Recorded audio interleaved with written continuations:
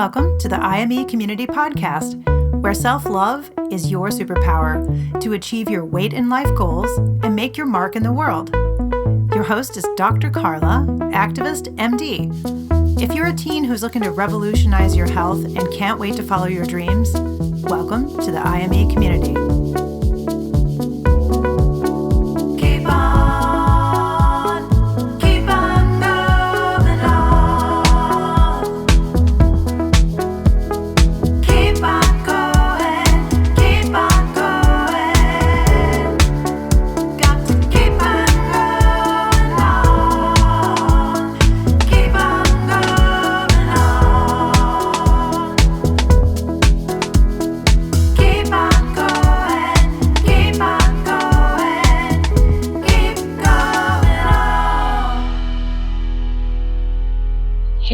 Everybody, welcome to the podcast. I got a little song I made up for ya.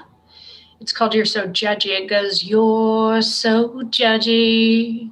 I bet you think this song is about yourself. You're so judgy. Do you ever judge yourself? Are you human?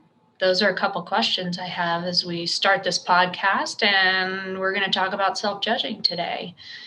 If yes is your answer to the second question, are you human, which I think it is if you're listening, then your answer is yes to my first question, which was, do you ever judge yourself? To be human is to judge. I made that thought up today. Plato didn't create that, I did. And if you say to be human is to judge and we all judge ourselves, then that sounds really judgmental of all humans. So I was thinking about titling this podcast, Stop Self-Judging, which I thought that's really not embedded in reality because we're always going to judge ourselves. And I'm sure self-judging does serve some sort of a purpose. So of course, you're going to judge yourself on all sorts of topics. And some days you kind of feel like you're going through the day and it's almost like a self-judging smorgasbord everywhere you go. Sometimes you may think everyone's judging you. And since today I'm talking more about self-judgment, I'm not going to focus on other people and our perception of whether or not they're judging us. I'll probably take that on in an upcoming podcast, and that's going to be helpful. But today we're going to talk about judging ourselves because that's what we can stop right now, or at least lighten up on. And that's going to be, when we look at our biggest pain point, that's going to be where we're going to have the most impact and effect. Okay. So let me tell you a little bit of story. When I started to work with my business coach, which I've told you her name is Sunshine, which is an awesome name for her, which, by the way, all great life coaches, which I feel like I am, are going to have a coach. So it's like saying if you're a doctor that you shouldn't go to the doctor, or if you're a teacher, you shouldn't have gone to school. I mean, that's just silly. So during one of my first sessions with her, she was asking me who my target audience was. I mean, are you going to focus working on with teens? Are you going to work with parents mainly? Are you going to work with doctors? Because it's all important. And also she asked me, what am I offering to this target audience? And I told her, I was the most excited about working with teens. I mean, I'm a pediatrician and my whole career has been really to get to FISH, my nonprofit, creating community solutions for children's health. So working directly with teens is what I'm most excited about. And I was telling her I was most excited also about getting rid of the stigma by creating this platform that's a virtual platform so teens can access it whenever they want, offering what works. So I'm not going to waste their time. I'm going to offer you all what worked for me. And also you have the full power of choosing, because that's when you make major transformational change in your life, is when you're the one who makes the choice. So I was so excited about all of these things that I had figured out. And also, self-love is your superpower, which I believe.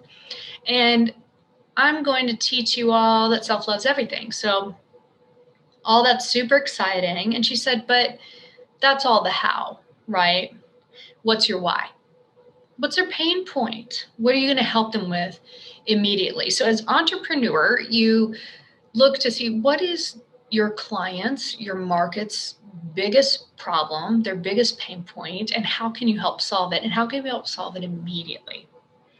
So during our conversation, I had told Sunshine about a weight-based victimization study that my daughter and I had run across, and saw that teens who sought weight loss treatment had done these surveys, said that they had been victimized or bullied by lots of different sectors. So their peers, their friends, their parents, sometimes even teachers. And she said, let's go back to that weight-based victimization study, because it seems like everywhere they go, anywhere we go, you're feeling judged maybe based on your weight, when we all know, and I taught you in our first podcast, you're not your weight. But if you feel like that and you sense that, it doesn't feel good. And then we all know that we judge ourselves even more, and then think, if only I weren't this way, or if I were this way, then I wouldn't have to judge myself and I wouldn't be in any pain whatsoever. And so first, I'm going to say I am me, okay? This is a time in the podcast where we get your self-acceptance blanket out. It's warm. It's always there for you. It's invisible. And you say your mantra, I fully love and accept myself, okay? Make sure you get that written down on a Post-it note. Carry it with you during the day. Sleep with it stuck to your forehead if you need to. Remember, first steps to self-love, that's your superpower, and we're moving towards that, and we start with the self-acceptance. You're worthy of learning to love yourself. So if this conversation that I'm having is triggering for you, that's when you get your self-acceptance warm blanket out. This is the movement towards self-love as your superpower, where you can do anything you want, okay? So why do we self-judge? And when do we know we've taken it so far that we're actually not able to do what we wish to do, or maybe it's even causing ourselves harm? How we know that we're self-judging is, like, for me, I mean, it comes up in different ways. Sometimes you can like hear a voice in your head. There's nothing wrong going on. Everybody has that kind of voice, and that what some people call the inner critic, or the voice that comes up. It may come up in your body too. Like sometimes I feel like it's like a weighted blanket to me, and it's not like a snuggly one like our self-acceptance warm blanket is. So I just want to like throw it off, and you can, but it just takes practice, and it's just like a skill building. You're building up your toolkit again. Other times it's kind of more insidious, which means like it just kind of creeps in, that self-judgment. I think if I notice it, then I can just kind of check it out the door, okay? It's like a coat. I'm fine with just leaving it at a swanky party. If I lose my ticket to redeem it at the coat check at the end of the party, I'm like, nah, I'm fine. That old thing, who needs that? Not me. You take that self-judgment coat and you keep it. I'm going to be fine. So we know that self-judging is always going to happen. But it can be a pain point we create for ourselves. And it only takes like simple awareness or recognition and kind of checking those thoughts at the door, like I just talked about, that can help. You can say things like, hey, I'm onto you, brain. I see what you're doing. It's okay. You're trying to keep me safe. You think there is like a woolly mammoth, and I'm simply telling you you're wrong. There is no woolly mammoth here coming charging at me. I fully love and accept myself. Nothing's going wrong here. Then I got to thinking, self-judging must serve some sort of a purpose. I mean, as like cave humans, there must have been some days on the hunt when the cave human brain said or grunted when the hunt was like an epic fail, or they came back, like if you came back empty-handed, it's like, hey, maybe try to sharpen up that spear next time, you big dummy. And I thought, well, that's pretty funny. I'm judging myself as being pretty funny right now. And I have to tell you guys, when I was writing this podcast and thinking about it, it made me laugh so much, because it cracks me up how all of our brain development, it seems like, comes from when we were cave people. And at least like all of us armchair neuroscientists talk about why we're always in like survival mode. And it's because some woolly mammoth thousands of years ago charged at us. And we keep thinking everything scary is woolly mammoth charging us. And in reality, we don't know that much about the brain. We know a little bit, but it does kind of make sense that our brain is trying to keep us safe and can be in survival mode. And we just need to recognize that and kind of befriend that voice that's coming up and say, it's okay. Some people call this self-judging voice the inner critic or the voice. Or that's what Janine Roth, who I hope maybe if you're a parent listening or a doctor, she has some amazing books, or just negative self-talk. And we all have it, right? Self-judging oftentimes is a secondary thing. Judgment can be secondary. And it may start with a feeling. And it could be shame that's coming up. It could be another feeling. And we all know that we're never really taught how to process our feelings very well or talk about them or, how to regulate them at all. In fact, sometimes we're taught in our society it's weak to feel our feelings and that's not courageous. So we also know is not true because there's even research, like Dr. Brene Brown has done a lot of research on courage is actually vulnerability, and great leaders show up as vulnerable leaders and they're courageous leaders. So just keep that in mind. So judging comes from maybe feeling something like shame, which we all have that. That's just a human feeling and emotion. And then the judgment is kind of the resistance to feeling that. It's kind of like how I describe it and think about it as like white knuckling on the way up the big roller coaster hill, which oh gosh, I hate that part. When you're just like going up, it's like and squeezing the bar like so tightly. And then like also resisting and white knuckling the entire way down the hill.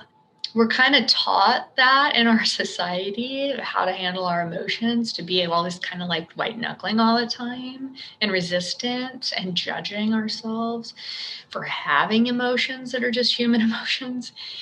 And we're kind of taught to be the one person in those pics they take at the amusement parks that's like on the way down and then they charge you a bunch for them. We always fall for those for some reason. We've gotten so many family pics from different rides and, like swimming with the dolphins. And then we end up like, oh my gosh, we have to get the whole package that we never look at.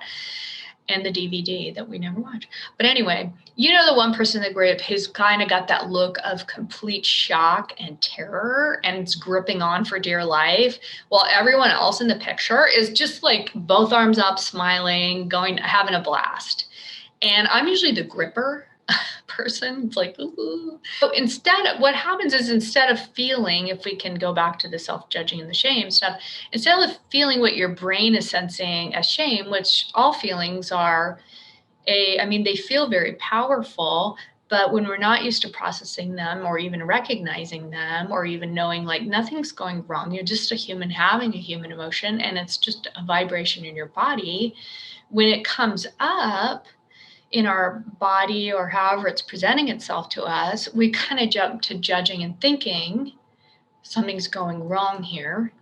Something's wrong. I need to fix it. If only I could fix it. Oh, I can't fix it. Oh, if only I weren't this way. If I were a certain way, then I wouldn't have to be feeling this.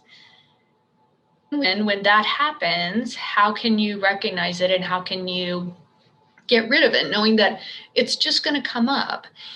And it's going to come up as a feeling that you can recognize, but it also is going to come up maybe as a thought. Maybe you can be kind of like, I'm not going to fall for that. I'm on to, tricks your brain that you're doing that. And a thought is just like a cloud going by. We've talked about this before. You are the quiet confidence of the blue sky and the cloud is just going by. And that's just the thought. That's the sentence in your mind. So it really doesn't have any power unless you choose to believe that it's true.